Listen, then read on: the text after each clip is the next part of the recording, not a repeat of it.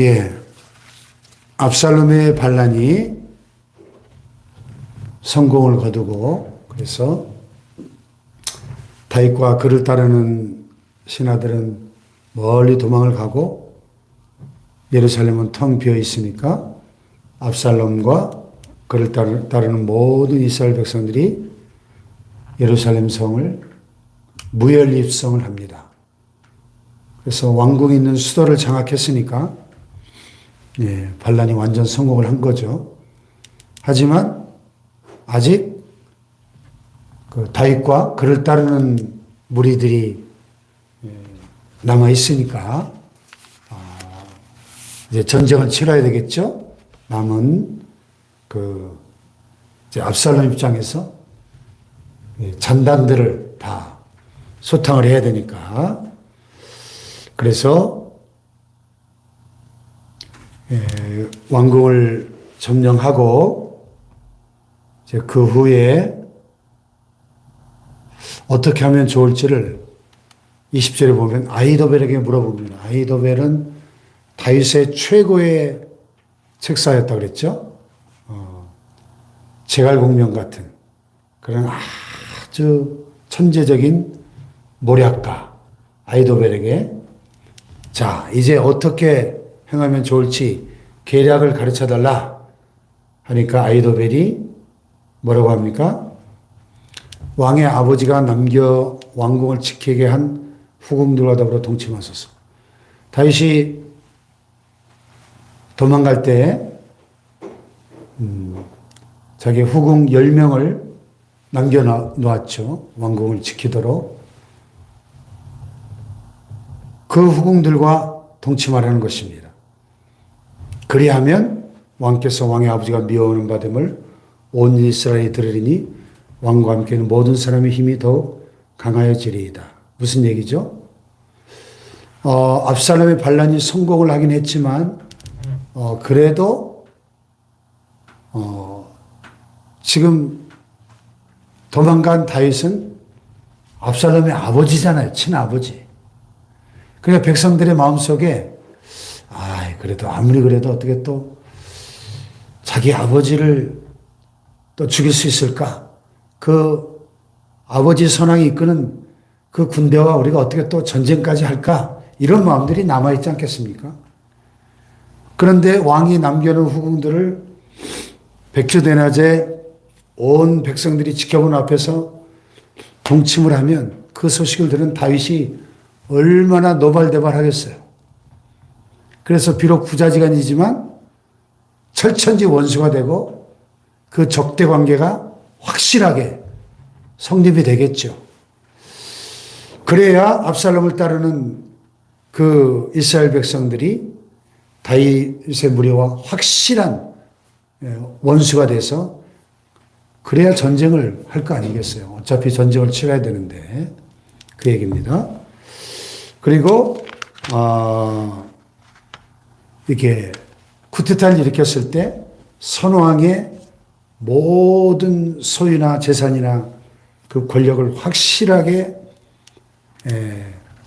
차지하기 위해서 그 선왕이 거느리고 있던 후궁이나 처첩들을 또 이렇게 차지하는 것이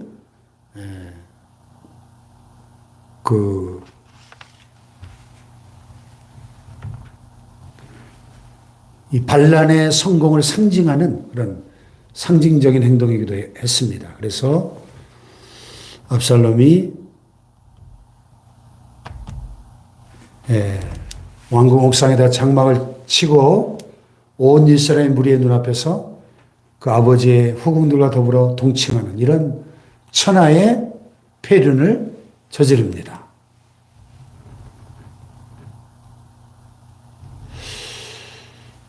자, 이 아히도벨의 계략, 여기 23절에 코멘트를 달았죠. 사무엘아 기자가. 그 아히도벨의 계략은 사람이 하나님께 물어서 받은 말씀과 같은 것이라. 우리가 신탁이라고 그러죠. 신탁. 이 하나님께 받아서 알려주는 그런 거의 신적인 계략이었다는 거죠. 그만큼 이 아이도벨의 계략은 다윗에게나 압살롬에게나 그와 같이 여겨졌더라. 다윗의 책사로 있을 때도 그랬고 이제 압살롬의 책사로서 그가 베푸는 이 계략은 내일 본문에도 나옵니다만은 정말 전국을 찌르는 너무나 탁월한 것이었습니다. 그래서 이 압살롬의 계략을 따름으로써 이 아이도벨의 계략을 따름으로써 이 압살롬의 반란은 그 반란의 종지부를 찍는 참 탁월한 계략이었던 것이죠. 자, 그런데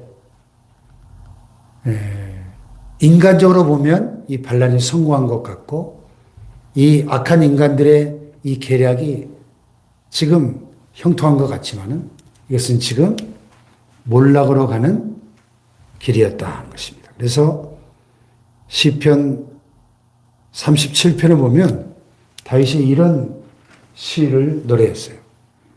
악을 행하는 자들 때문에 불평하지 말며 불의를 행하는 자들을 시기하지 말지어다. 왜? 그들은 풀과 같이 속히 배임을 당할 것이며 푸른 채소같이 쇠잔할 것이미로다. 아멘. 이 악인들의 형통을 바라볼 때 우리가 마음에 불평할 수 있고 불의를 행하는 자들이 잘 되는 걸 볼 때 그들을 부러워하거나 시기할 수 있는데 그럴 필요가 없다는 것입니다. 왜냐하면 악인들은 풀과 같이 속히 배임을 당하고 푸른 채소같이 속히 쇠잔하고 시들어 마를 것이기 때문에. 할렐루야. 이것은 다윗의 경험 속에서 나온 시겠죠. 그가 젊은 시절 그를 죽이려고 했던 사울 왕과 그의 추종자들, 또 말년에 또 자기를 죽이려고 하는 이 압살롬과 그 반란의 무리들, 이 모든 사건을 겪으면서 다윗이 체험적으로 하나님의 감동으로 기록한 시구나 하는 것을 깨닫게 됩니다. 악인들의 형통함은 오늘 이 시대도 우리가 얼마든지 많이 볼 수 있죠. 요즘 뉴스를 보니까 뭐 민주당의 어떤 의원이 비트코인을 해가지고 뭐 60억을 벌었다, 100억을 벌었다, 막 그것 때문에 매일 그냥 뉴스가 아주 떠들썩한데요. 악한 방법으로, 불의한 방법으로도 얼마든지 세상에서 부자가 되고 성공하고 아주 잘 나가는 것처럼 보일 수 있습니다. 일시적으로. 그러나 이 시편 37편의 다윗이 노래한 것처럼 그들은 풀과 같이 속히 배임을 당하고 푸른 채소같이 쇠잔할 것이기 때문에 불평할 필요도 없고 부러워하거나 시기할 필요도 없다는 것입니다. 다만 여호와를 의뢰하고 선을 행하라. 땅에 머무는 동안 그의 성신을 먹을거리로 삼을지어다. 또 여호와를 기뻐하라. 그가 내 마음에 소원을 내게 이루어 주시리로다. 할렐루야. 자, 그래서 압살롬의 반란이 성공한 것처럼 보이지만, 자, 하나님께서 다윗에게 피할 길을 여십니다. 어떻게 해요? 다윗이 예루살렘을 포기하고 도망가면서 후세라고 하는 아렉 사람 후세라고 하는 또 다른 그 책략가를 남겨놓았죠. 예루살렘에. 왜? 그 예루살렘 안에서 일어나는 그 첩보들을 누군가가 정확하게 다윗 진영에 알려줘야 이 반란군들을 진압할 수 있을 거 아니겠습니까? 그래서 스파이로 후세를 남겨놓은 겁니다. 후세가 압살롬의 무리를 영접하면서 왕이여 만세, 압살롬 왕 만세 이러면서 맞으니까 압살롬이 야, 너는 다윗 친구 아니냐? 왜 다윗을 따라가지 않았냐? 의심하면서 물어보는 거예요. 그때 후세가 아닙니다. 내가 여호와와 이 백성 모든 이스라엘 택한 자에게 속하여 그와 함께 있을 것입니다. 또 내가 이제 누구를 섬기겠습니까? 그의 아들이 아닙니까? 내가 전에 왕의 아버지를 섬길 것 같이 왕을 섬기겠습니다. 하나님이 당신을 새로운 왕으로 선택하셨고, 그러니 이제 내가 당신을 새로운 왕으로 섬기겠습니다 하고 충성을 맹세하니까 이 어리석은 압살롬이 깜빡 속아 넘어갑니다. 이제 나중에 이 후세가 결국 내일 본문에 보면 아히도벨의 기가 막힌 책략을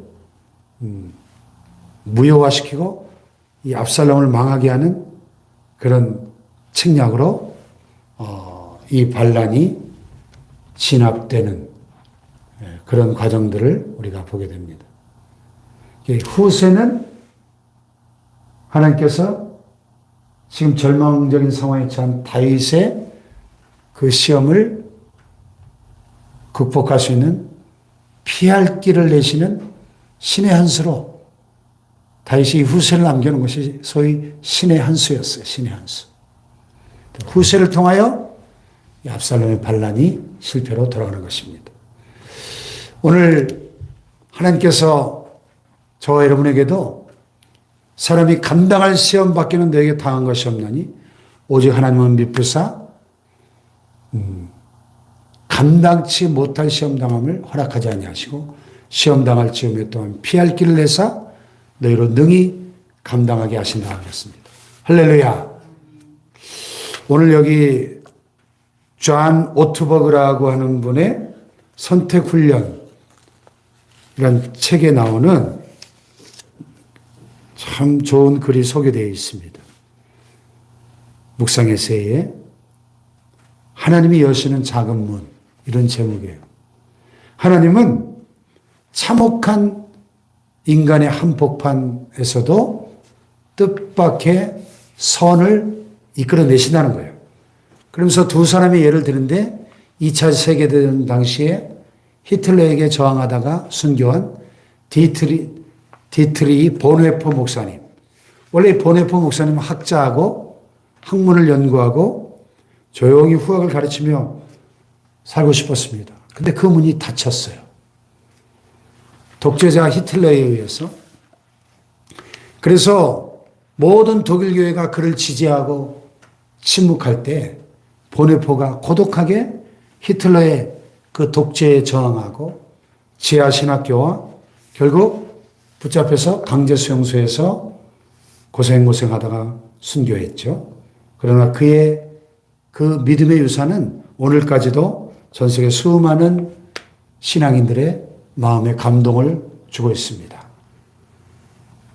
그 다음에 또 한 여자의 이야기를 하는데 한 어린 소녀가 13살 때 생일날 선물을 받았어요. 빨간색과 하얀색의 체크 무늬가 있는 일기장을 선물로 받았는데 친구가 별로 없었던 이 소녀는 그 일기장을 가장 친한 친구로 삼아서 아무에게도 말할 수 없는 자신의 생각과 감정을 아주 깨알같이 매일매일 그 일기장에 털어놓았습니다. 이 소녀는 거의 감옥과 같이 닫힌 문 뒤에서 살다가 2년 뒤에 짧은 생을 마쳤는데 이 소녀가 바로 안네 프랑크.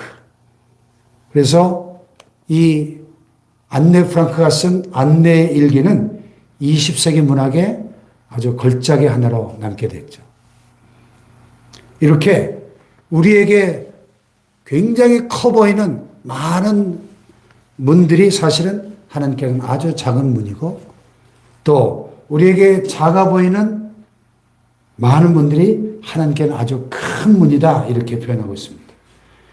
위대하고 성공적이고 대단해 보이는 문이 닫히는 반면에 보이지 않는 작은 문, 새로운 사명의 문을 하나님이 열어주신다는 것입니다.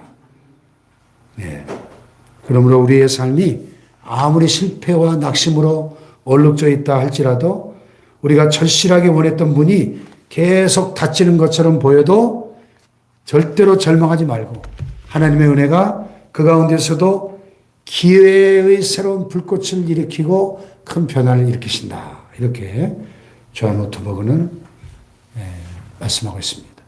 다윗이 경험한 이 압살롬의 반란이라고 하는 큰 이 실패의 문, 이 절망의 문이 닫히는 것처럼 보였지만은 하나님께서 새로운 기회의 문을 통해서 이 반란을 진압시키게 하시고 이 시험을 이기게 하셨던 것처럼 오늘 우리의 삶 속에도 많은 실패와 어려움과 시험들이 우리 앞에 있다 할지라도 우리는 어떤 절망적 상황 속에서도 결코 낙심하지 말고 한쪽 문이 닫힐 때 새로운 문을 열어주시는 하나님을 신뢰하고 승리하시기를 축복합니다. 기도하십시다.